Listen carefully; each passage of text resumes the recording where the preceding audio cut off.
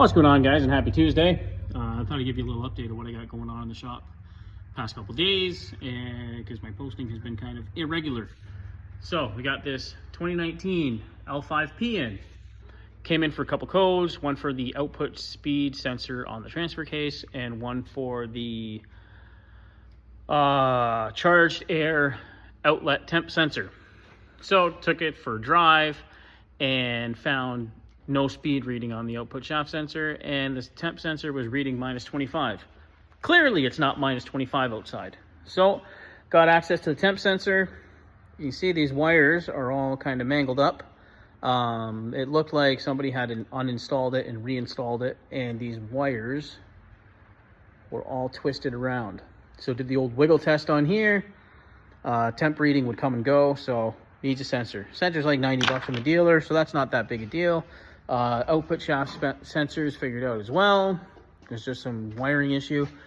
And also, we got this second gen going on here.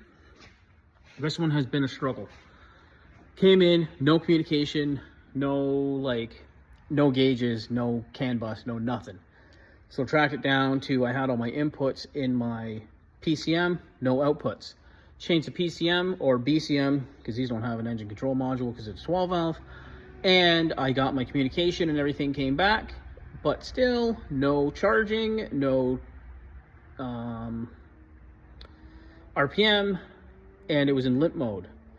The relays and stuff that control all that aren't getting turned on.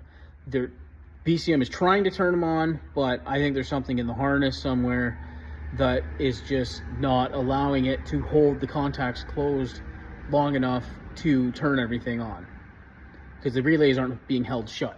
But I'm getting a signal from PCM and everything, and it's just not working how it should. So the workaround for that is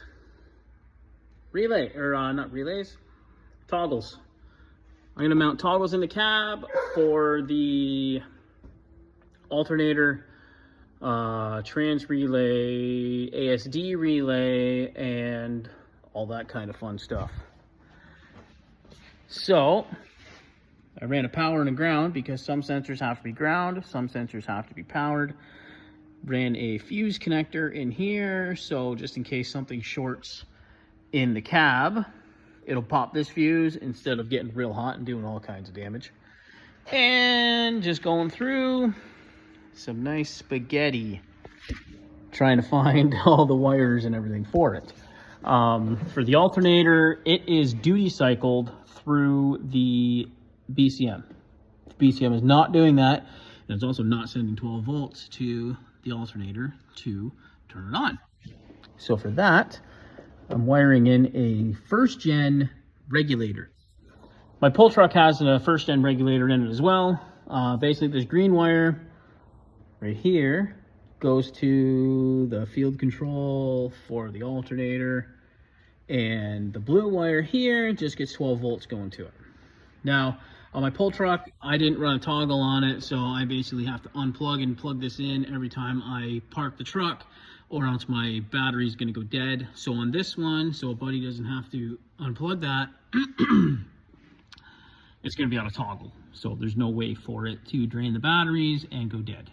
So yeah, not an ideal way to fix this. I'd rather have found the original issue, but being a 98, sorry, with a 12 valve harness and everything, especially on a second gen in general, you're not going to find a good harness. There's nobody that makes them, there's nobody that does anything like that for them. So this is the workaround to get the customer's truck back to him. And I talked to him, he's good with it. He's been driving it for like a year with no communication, in limp mode and all kinds of stuff like that. So he'll be happy just to be able to flick a switch and have his gears back. So that's what's been going on here the past week or so. Also, the old 4BT over there, it is at about the 99.5% mark done mark. Got a bunch of the electrical stuff figured out, got the fuel gauge figured out, but the speedometer is not reading now. Don't know why. So gonna have to go through the wiring and stuff on it.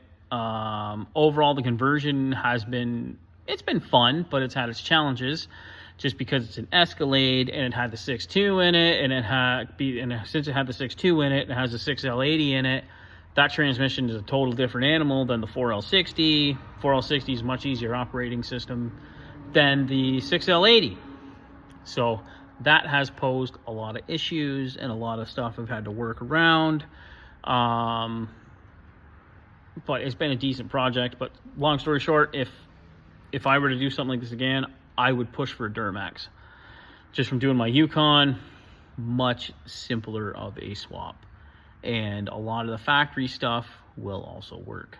So yeah, that's what I've been up to the past little while, and hoping to get back posting more regularly. So all you folks, enjoy the rest of your Tuesday, and we'll probably see you tomorrow.